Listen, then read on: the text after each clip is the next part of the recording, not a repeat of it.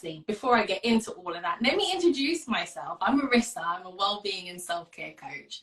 I help women by creating safe spaces for them to set and work through their well-being and self-care goals. And this is Monique, the Money Coach. Tell the audience a little bit about yourself. Yes, hi, I am Monique, the Money Coach, and I coach on all things money management and personal finance related. So getting out of debt, increasing your savings, increasing your credit score, investing for your future retirement, investing for kids and their futures. All things money management. I too create safe spaces for near and dear to my heart are Black women, but women of color and moms as well, because I feel like that's who I identify with, and that's who I really want to help. And Black women are, the most underserved population. So I feel like it is my mission to get Black women right with their money so that they can feel good about themselves and they can pass that on generation after generation. That's beautiful. Thank you. Thank you so much for your love service. So let's talk about well-being and self-care as it pertains to finances. So we know that well-being has a few components. I've got my notes just in case I don't forget. Mental, emotional, physical, spiritual, environmental, and of course, financial well-being. Let's talk about the benefits of financial well-being and self-care, Monique. Well, I'm really happy that you brought up all aspects of self-care because I know a lot of people kind of neglect their financial self-care because it's not an easy topic and it's usually not at the forefront of conversations. Physical well-being, mental well-being, emotional well-being, those are all things that people, talk about a lot and they are often working on. And they don't really work on financial well-being because it is difficult. It's difficult. It's connected. They are intertwined. They're very much connected because maybe if your financial well-being is not strong, then that can affect your mental well-being. If your financial well-being is not strong, that can affect your emotional well-being and how you connect with other people. If you're a very outgoing person and you love to thrive around friends and family who love and support you, and say they invite you out and your financial well-being is not taken care of, well, that kind of disconnects you from that support that you might need from your friends and family. So yes, financial well-being is definitely well intertwined into overall well-being and self-care. That's really important to know. Take a note of that, guys. That's really, really important to know. I mean, taking care of your financial well-being helps with giving you peace of mind, I would say, which affects that mental health. I know when I've got my finances in order, I feel more empowered and I feel a little bit more in control of my life. Absolutely. And I can kind of plan ahead, You just feel stronger. Yes. More balanced and grounded. Absolutely. Absolutely. So tell us, in what ways can we be mindful of our financial well-being and self-care? What does that mean to Monique, the Money Coach? Well, it initially starts with you knowing your numbers. Self-care and financial well-being starts at the very foundational part of it. It starts with knowing two numbers, your income and your expenses. And even though that's the first step, that's the foundational step, sometimes that is the most difficult step because it requires you to take a really honest look at your life and your situation. And if you if you have a habit and you have a history of kind of just everything will work itself out, everything will be fine, I just got to make it to the next paycheck, if that's been your habit and your history and your survival instinct, it's really difficult to kind of pause and say, let me take a good look at how much money is coming in and how much money is going out. But I guarantee you, once you do that one step, it's such an eye-opening experience. There might be a lot of tears involved. There might be a lot of, self-work needed, involved. It might take a while, and that's okay. It takes as long as it takes. But once you've done that work, then the path kind of opens up to all of the possibilities of you achieving all of your financial goals and life goals, because life costs money. It does. And I think it's important when you're doing the work, that you should look after yourself in that process, because I can imagine going through your finances and looking and thinking, oh my God, I spent that much on food, or I spent that much on takeaway, or this frivolous spending, and it could work a number on you, and it could get you down. It definitely affects your mental health. Absolutely. I can speak from personal experience. The first time I started tracking, I was estimating. Oh, I think I spent this much on eating out. I'm sure we only spent that much on expenses for, gas, essentials, of course, but like putting gas in the car, buying lunch out at work, estimates. And it took a minute for me to actually sit down, look at my credit card statements, look at my bank statements, see where the money was actually going. And once I did that exercise, I think I took a break from doing it again for a while, because I was like, wow, we spent almost $1,200 on eating out that month. Yeah. And then not to mention all of the other things, like we spent more on childcare expenses than we did on our rent. Wow. We had car payments, we had credit card payments, all of those things that you have to really look at. And sometimes it takes a while. Sometimes you need to step away and take a break. And like you said, look after yourself. Take as many breaks as you need. Step away from it and take care of yourself. And then when you feel ready, you can come back to it. And I find when you look at your finances, well, you get to really see what's important to you, what you really value, because that's where all your money's going.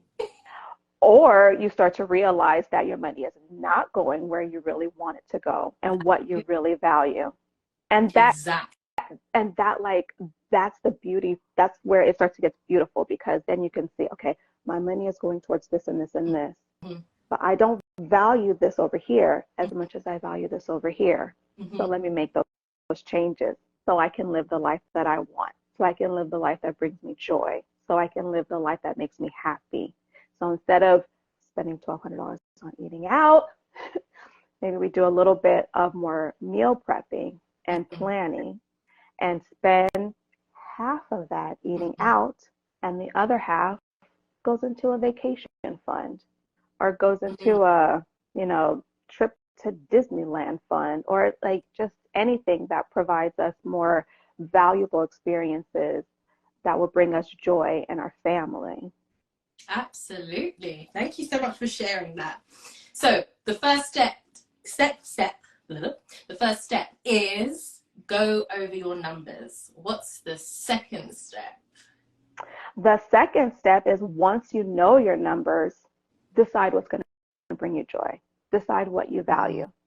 And if the numbers are not reflecting what you truly value, that's your opportunity to change it. Because remember, we're in control of where our money goes. The money doesn't go by itself. We send it where we want it to go. So if we are in the habit of sending it someplace because we're not aware that that's what's happening, now we can say, okay, I don't want my money to go there anymore. I can still send a little bit towards there, but now I'm going to redirect some of those funds to something else that's going to be intentional, and it's going to make me happy. So the next step is taking action on what you've discovered by analyzing your habits and your spending. Very, very good. I always say, I believe that one of the first steps of well-being and self-care is taking inventory of your life and figuring out what you value, what really matters to you. So to apply that to the finances as well is just like a Right? I often say money management at the bare basics of it is simple. Doesn't make it easy. It's simple. Sometimes it's very difficult, but it is simple. It's simple. But knowing those things, that's real self-care. Very good. Okay, so go over the numbers. Find out what you value and what matters to you. What's the third point? Now it's time to plan. Now we know what we value today. Now it's time to think about our future. Now we start planning for our future. And this is where a lot of people do get stuck, because these steps are a little bit more intricate. It can become a little bit more complicated, only because the information is not readily available. And again, going back to what's near and dear to my heart, this information is not readily available for Black women and women of color, about investing for your future, investing for your children, how to put away money that's going to benefit you in your future the most. So that is really the next step. And finding it's really hard to kind of like find this information. I've spent the last 4 years just learning and growing and trying to understand all of it. And like I said, it is a difficult topic for some people to actually like go into, because we are not taught growing up about investing. When I was growing up, I was taught save your money. And I thought, oh, okay, I have $100 saved in the bank. I'm good. But I mean, it's a good habit to build, to have savings, but you have to take it a step further and invest for your future and be able to pass down that information and that knowledge and those habits to your children, who can pass it down to their children, and so on and so forth. And then that's how you create this generational wealth that everybody's talking about, break generational curses that everyone's talking about. I mean, it all starts with one decision, and that one decision is saying, I'm going to be the change. Generational wealth is kind of like a buzzword right now. And like you mentioned, discussing finances, especially in Black and brown communities, can be quite difficult.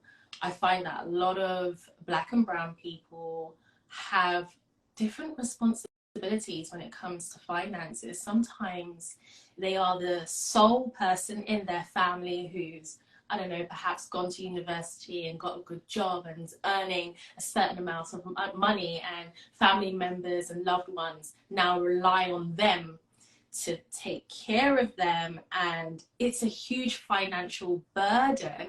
And to be able to set boundaries and say, hey, I can't really look after everyone.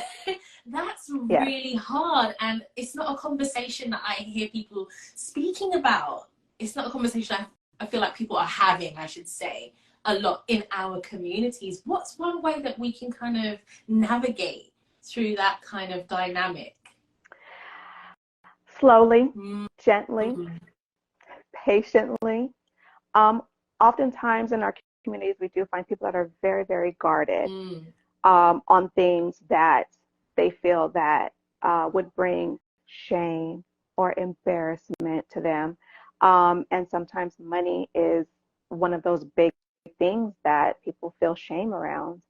And so, personal experience, I'm a first child. I'm the first grandchild.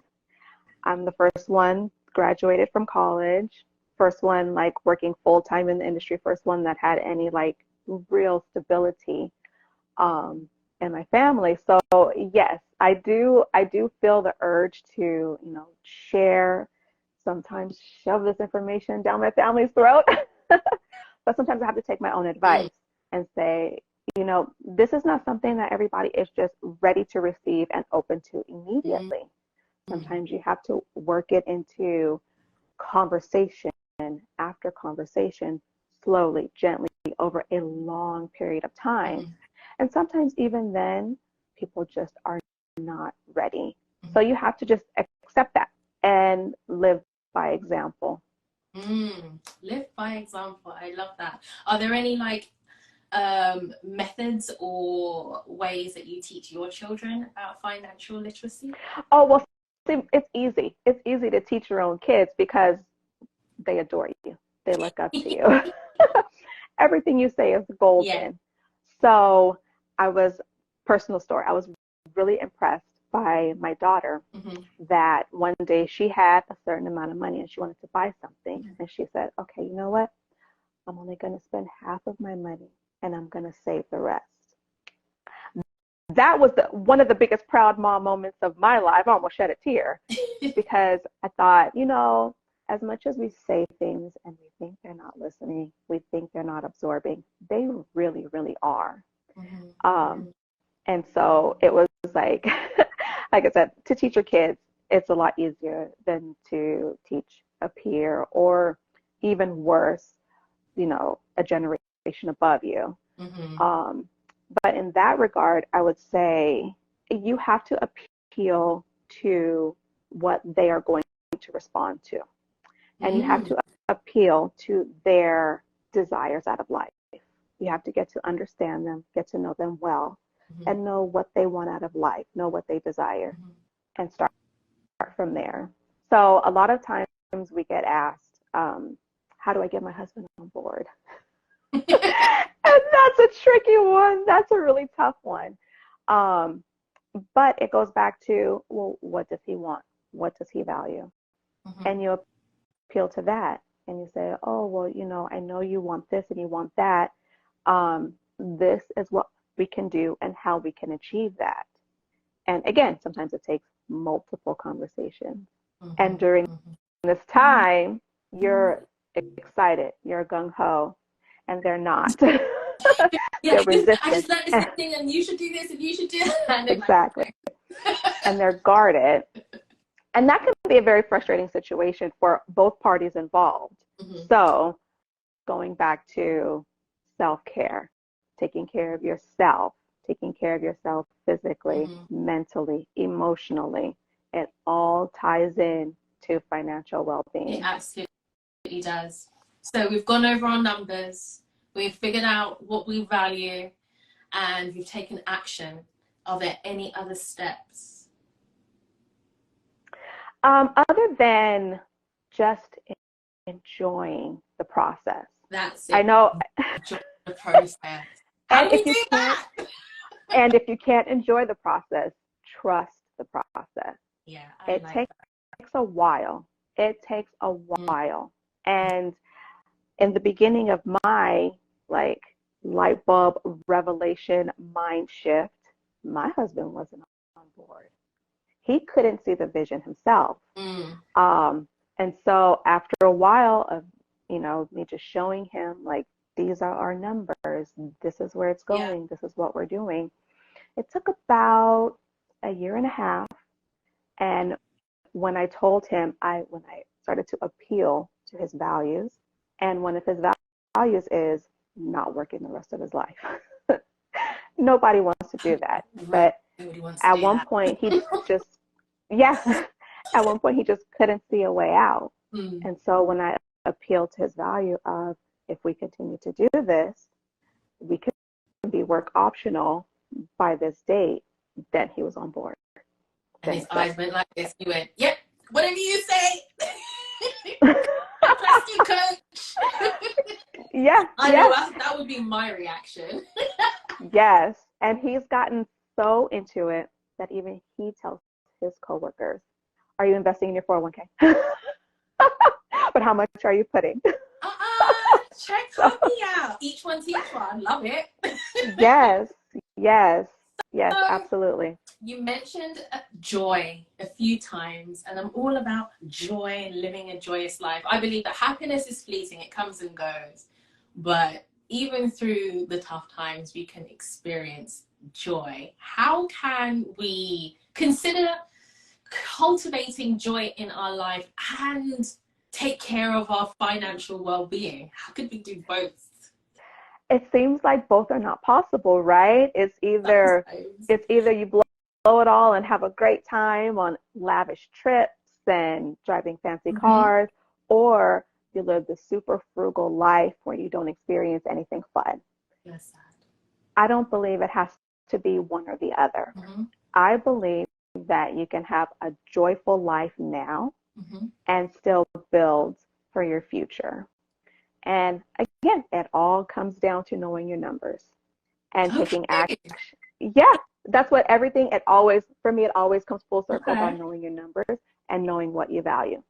So instead of thinking it as, I want to have fun today, you have to train your mind to think, yes, I want to have fun today, but I know I'm going to have to support myself later on as well. And at one point in life, you are going to not want to have to work. At some point in life, you're going to want to be able to stop working. So that's what you're ultimately planning for in your future. You're planning for a time when you no longer have to trade your time for money. And your money that you've invested can support you during that time. So it all goes back to knowing your numbers. How much are you bringing in? How much are you spending? How much of a gap can you build between what you bring in and what you're spending? And how much of that gap can be invested for your future? And it's not all one-sided of, okay, I just got to cut. You cut what you don't value, and you put money towards what you do value. And if that means that you need a boost in your income, if that means you need to brush up your skills to get a new job, if that means you need to develop a craft that you can provide value to the world and get paid for it, if that means you just need a quick couple dollars and you can sell something around the house, if that's what it means, then that's what it means. But ideally, building that gap between your income and your expenses and using that gap to help support you for your future.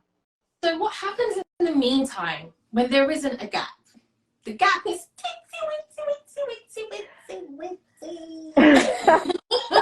how can we create joy? I mean, you have to find what makes you happy. And not all things that bring you joy cost money. No. You know what? A lot of times we think, oh, if I just had $1 million, I'd be set. What would you do with $1 million? Would it really? I'm not belittling $1 million. If I want to give me $1 million, hand it to me. It will definitely make me happy. I will take it. Okay. But that's not the foundation of our joy. Yeah. And so you have to find the foundation of your joy.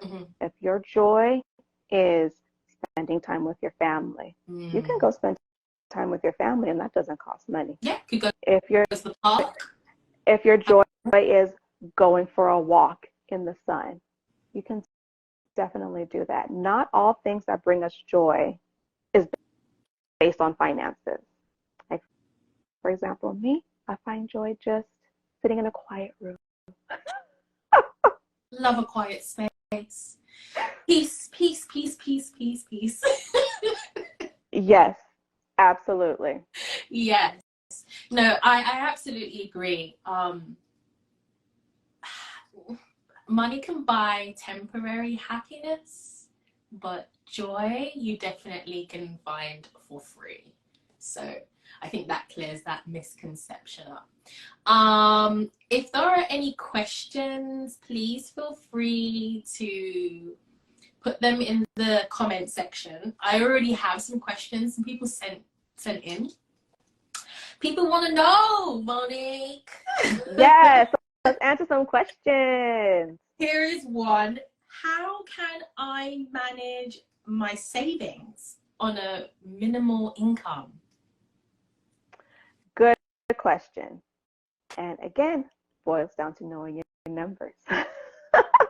So Very simple. you know your income. If you're already saying, how can I manage on my minimal income? That means you already know your income. Now you need to get to know your expenses. Mm-hmm. And if there's this teeny tiny little gap between the two, then there's something to work with there. Mm-hmm. With that tiny gap, you maximize it as best you can. Mm-hmm. My advice would be to put that little gap in a high yield savings account where it can start earning money for you and start growing. And maybe one day that gap starts off at $50, maybe because of the growth and because of you're going to continue to have savings. If you have a little gap this month, you're probably going to have that gap next month, the month after, the month after. Mm-hmm. So with that gap, you continue to put it into your savings, and high yield savings account is going to grow that savings. Mm-hmm. And then before you know it, you'll look at that savings account and say, oh, wow, okay, I do have a little bit of money in here. Mm. And then you start to feel accomplished, like, okay, I thought I only had a little bit and I thought I could only do a little bit, but you start to realize, like, you're way more capable and you're way more powerful than you know. Mm. And that just gives kind of like a little boost. Yes, I love that little bit of incentive to continue saving and prioritizing your future. And I know that you work with clients one-on-one and they can kind of discuss that with you about what accounts to open up and etc. Absolutely. Ooh, yes, yes. Ooh. Okay, so the second question I had was, what's the first step to achieving financial well-being? But we already know that. Go over your numbers, honey. Go over your numbers. Everything comes back to the numbers. And it's not go over it once in the beginning and that's mm-hmm. it. No, go over your numbers regularly because mm-hmm. life happens. There are things that don't happen every month. Christmas doesn't mm-hmm. happen every month. Christmas happens once a year. Mm. Birthdays don't happen once a month. They happen once a year. So you have to regularly go over your numbers mm-hmm. and see if they're still working for you.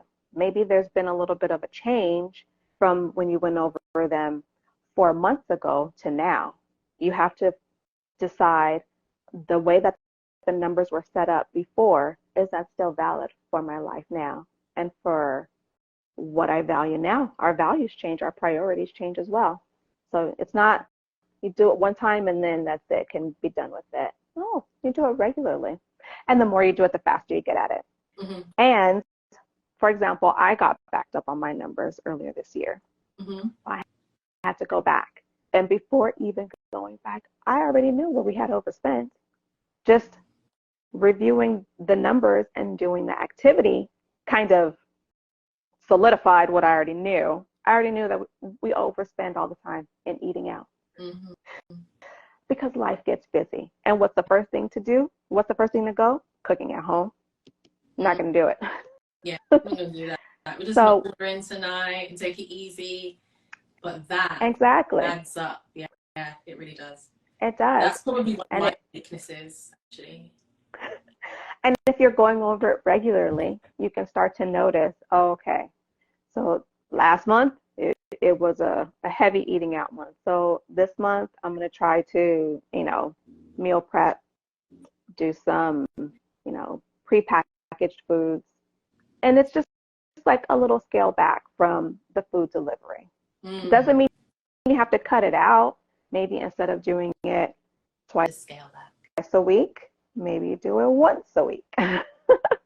Yeah. And then that allows you to redistribute those dollars to what you really want to send it to. Oh, yeah. So instead of eating out, I can just pop that in the savings account and watch my money grow. Absolutely. Okay. I have one last question. And that is, what advice would you give someone who has an irregular income? Okay, so that's a really good question because managing an irregular income can be difficult mm-hmm. because every month is different. Mm-hmm. How can you set a budget when you don't even know what you're bringing in every month? True. So what I suggest is, first of all, you try to build up as high of an emergency fund as you can, because for the months that are lower, you have that money to draw from. Mm-hmm. And that's going to keep you from using credit cards, going into debt. If you have that money set aside already there for you, Mm-hmm. that can fill in the gap between low months and high months. Another thing I would suggest is your best estimate on what your lowest month would be. Okay. And use that as the foundation, like the lowest point of your income and expense tracking. And also what you can do is you can take an average of the past 6 months or average of the past year, mm-hmm. and you can use that as a potential number. So okay. first I would start off with the lowest month, the lowest number, mm-hmm. and base one budget off of that, and then the average, and base another budget off of that. Okay. I live in LA and there are a lot of artists here, and the income is like this. Mm-hmm, mm-hmm. What's going to save you is a healthy emergency fund, a healthy savings. So how much do we need to put in our emergency funds? So that does fluctuate. So if you're a single income household, mm-hmm. I would say up to 6 months, mm-hmm. because you lose your job, you get injured, anything could happen. You want something that's not going to, like, one less thing to stress about in the transition time. Mm-hmm. If you're a 2-income household and you both have really strong jobs, mm-hmm. You can do 3 to 6 months. Also depends on your emotional comfort level. Mm-hmm. I would not. Personally, we do have a 2-income household, but still, I would not feel comfortable with anything less than 6 months worth of expenses. Okay. Because that's good for my mental health. I need 6 months worth of expenses in this account, okay? Mm-hmm. And if I had to sell all of my shoes to get it, I would do it. Mm-hmm. As long as I had that just there, readily available in case anything happens, especially because we have kids also. Mm-hmm. Something happens to one of our kids, I don't want to have to stress about the money aspect of it. I don't want to stress about taking time off of work. Mm-hmm. I don't want to stress about how we're going to pay the medical bills. So yeah, I would sell whatever I needed to sell to make sure that I have that emergency fund available. At the very least, that's really, really good advice. Thank you so much, Monique. I believe that this live is going to bless someone. Someone needed to hear. I hope so.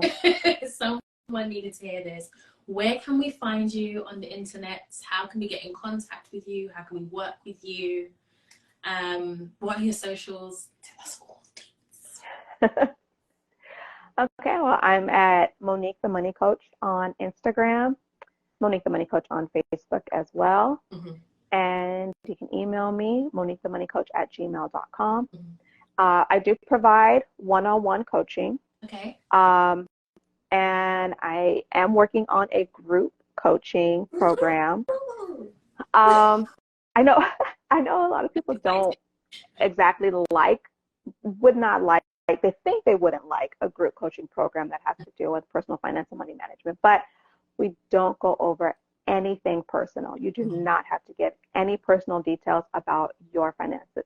This is just where I provide the tools that you can apply to your personal life. It's not a call where anybody's going to get called out. None of that. If you choose to provide information and get more personalized care on the call, that's fine. Mm-hmm. But nobody's going to get called out. There will be no shame. There will be no judgment. It's a safe space for everyone to come and learn and grow. Amazing. Thank you so much. So definitely reach out to Monique, the Money Coach, for all your financial needs and wants. And if you would like to work with me personally, you can contact me on Instagram at Wellbeing with Marissa. at Wellbeing with Marissa on YouTube and wellbeingwithmarissa@gmail.com. Once again, I am a wellbeing and self-care coach for women, creating safe spaces to help you identify your self-care and wellbeing goals. And I help guide you and coach you through that. So thank you so much. Thank you so much, time Marissa, for today, having Monique. me. Thank you, and enjoy the rest of your vacation. I hope to speak with you again soon. Thank you. Thank you so much for having me. Bye.